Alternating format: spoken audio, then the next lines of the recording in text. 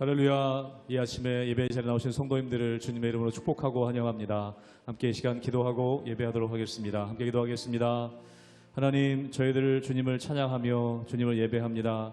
이 새벽에 주님의 얼굴을 구합니다. 주의 얼굴빛 비춰주시며 주님의 손길로 저희들의 심령을 만져주시옵소서.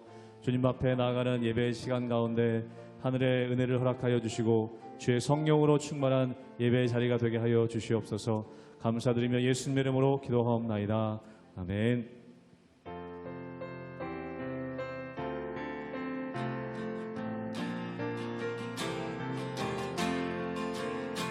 주 안에 있는 나에게 딴 근심이 있으랴.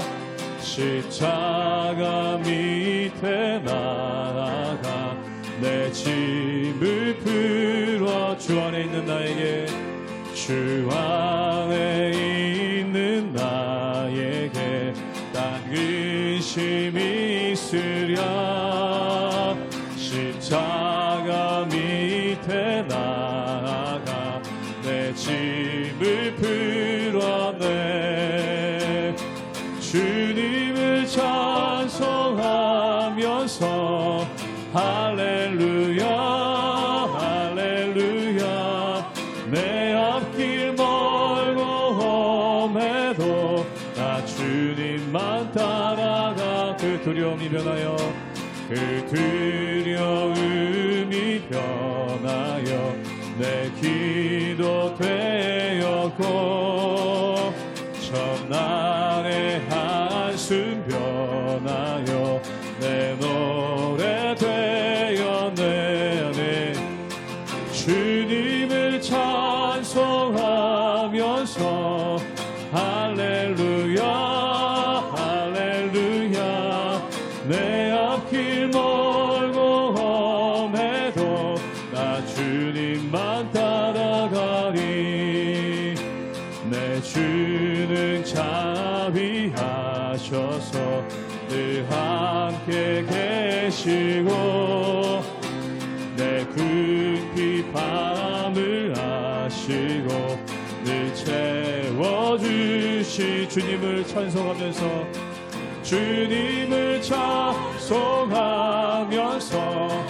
할렐루야 할렐루야.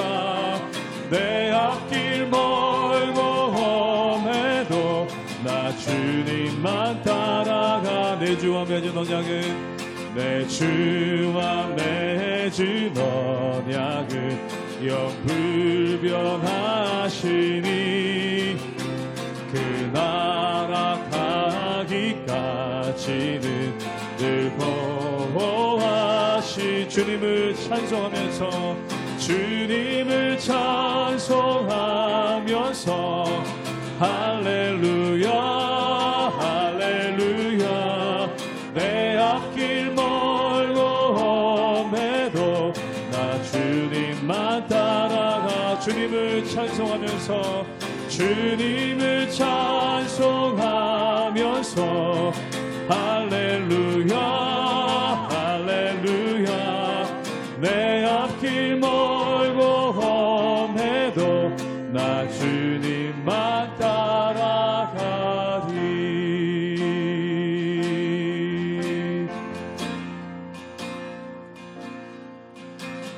나는 하나님을 예배하는 예배자입니다.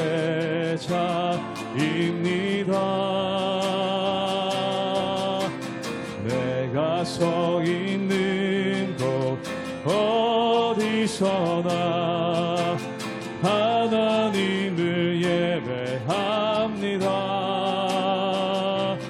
내 영혼 거룩한 은혜를 향하여 내 마음 완전한 하나님 향하여 이곳에서 바로 이 시간 하나님을 예배합니다.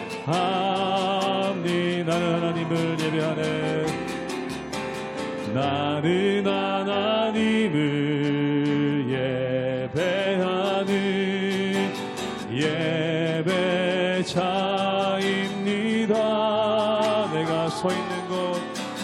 내가 서 있는 곳 어디서나 하나님을 예배합니다. 내 영혼 거룩한 은혜를 향하여 내 마음 완전한 하나님 향하여 이곳에서 바로 이 시간 하나님을 예배합니. 내 영혼 거룩한 은혜를 내 영혼 거룩한 은혜를 향하여 내 마음 완전한 하나님 향하여 이곳에서 바로 이 시간 하나님을 이곳에서 바로 이 시간 이곳에서 바로 이 시간 하나님을 예배합니다.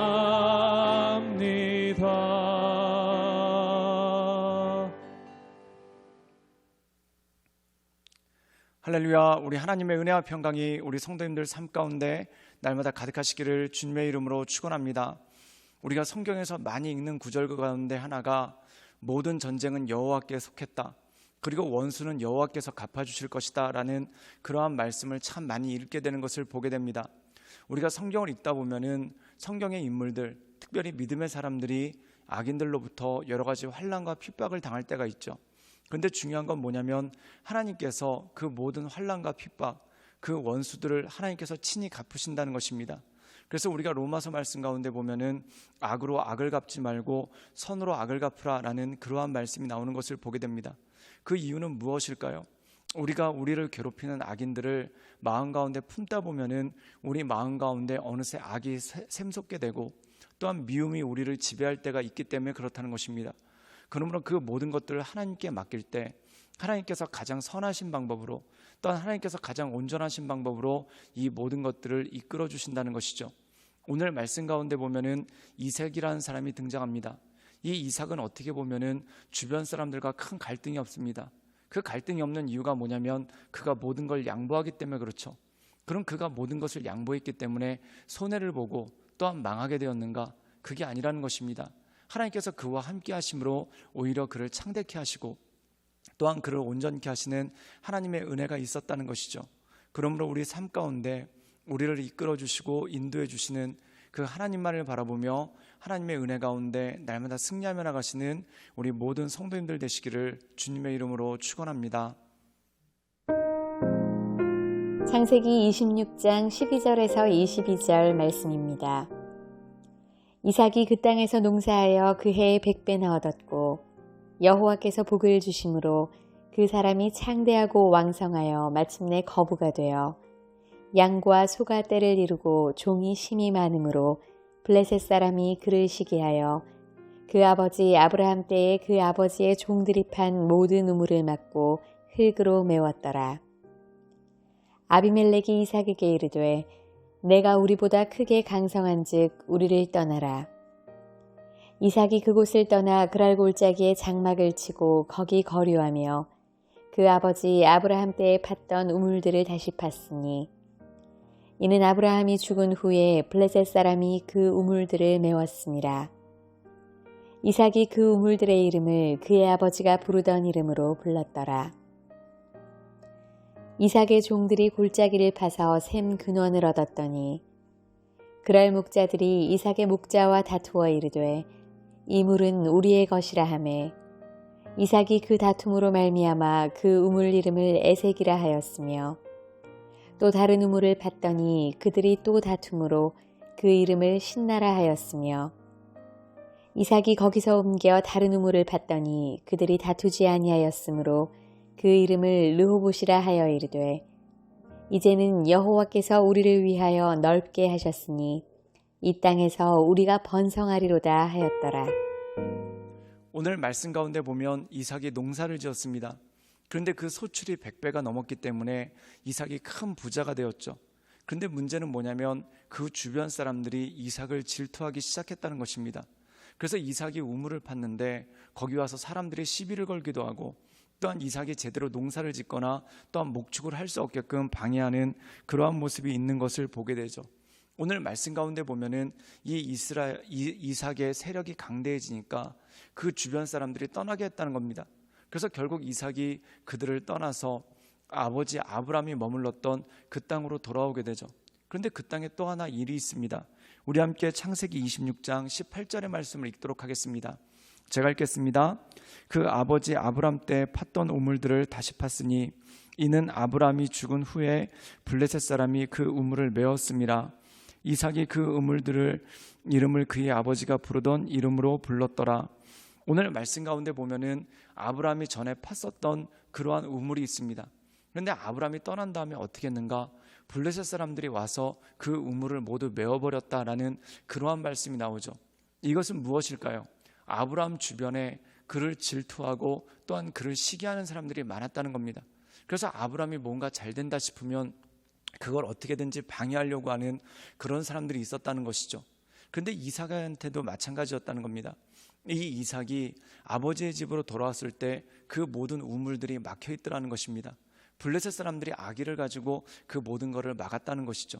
그런데 이삭이 어떻게 하는가? 이 블레셋 사람들을 찾아가서 따지거나 또한 그들에게 왜 막았냐고 따지지 않습니다. 어떻게 하냐면 다시 우물을 묵묵하게 파는 그러한 모습이 나오게 되는 것을 보게 되죠. 근데 놀라운 일은 뭐냐면 하나님께서 은혜를 주셔서 이삭이 우물을 팠었을 때 그 우물이 다시 터지게 되는 그러한 모습이 있는 것을 보게 됩니다. 그런데 어떤 일이 벌어지냐면 그것을 가지고 또 다툼이 일어나고, 또한 그랄의 목자들이 와서 이삭의 목자들과 다투고 그 우물을 다시 쓰지 못하게끔 하는 그러한 일들이 생기는 것을 보게 됩니다. 그런데 어떤 일이 벌어지냐면 이삭이 그럴 때마다 그 자리를 피해서 새롭게 우물을 팝니다. 그래서 총 3번의 우물을 파게 되죠. 우리 함께 창세기 26장 22절의 말씀을 읽도록 하겠습니다. 제가 읽겠습니다. 이삭이 거기서 옮겨 다른 우물을 팠더니 그들이 다투지 아니하였으므로 그 이름을 르호봇이라 하여 이르되 이제는 여호와께서 우리를 위하여 넓게 하셨으니 이 땅에서 우리가 번성하리로다 하였더라. 오늘 말씀 가운데 보면은 첫 번째 우물이 에색이었습니다. 그리고 두 번째 우물이 신낫이었죠. 그런데 이 에색과 신낫을 파았을 때 이 그랄의 목자들이 와서 이삭을 괴롭히고 그 우물을 사용하지 못하게 하는 그런 일들이 생겼다는 것입니다. 그런데 그때 이삭이 어땠는가? 그들과 더불어 다투거나 전쟁을 벌린 것이 아닙니다. 이삭이 힘이 없어서도 아니고 그에게 능력이 없어서도 아니라는 것이죠. 그는 그 자리를 피해서 다시 우물을 팝니다. 그때 어떤 일이 벌어집니까? 하나님께서 그에게 복을 주셔서 우물을 팔 때마다 다시 팔 수 있게 되는 그러한 능력이 그 가운데 있다라는 것이죠. 사랑하는 여러분, 우리가 성경 말씀을 보면은 이 요셉이라는 사람이 있습니다. 이 요셉이라는 사람이 자기를 괴롭혔던 사람, 또한 자기를 팔아버렸던 사람, 또한 자기를 누명을 씌웠던 사람들과 더불어 싸우려고 하지 않습니다. 그런데 나중에 어떤 일이 벌어지나요?